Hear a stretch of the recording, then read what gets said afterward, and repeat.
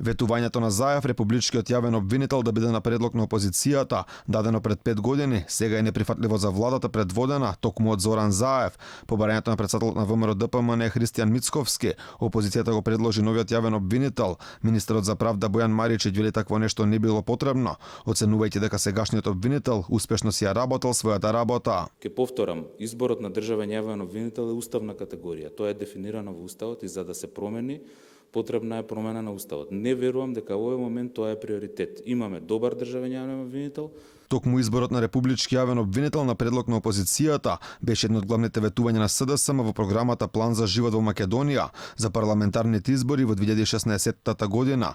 Ова ветување беше многу пати повторувано како од Заев, така и од другите партиски функционери во тој период.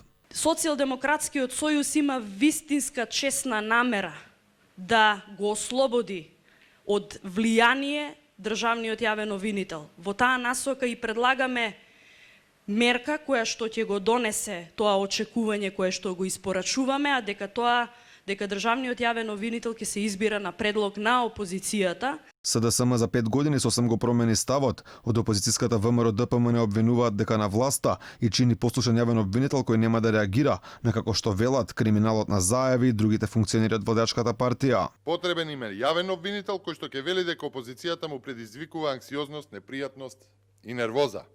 Тоа е вистината, но и причината зошто некои личности во моментов се гонат, а некои се ослободуваат од судските нарачани процеси. Ветувањето од 2015 СДСМ го забори во програмата насловена Можеме во 2020 година, каде никаде не е споменато републичкиот јавен обвинител да биде на предлог на опозицијата.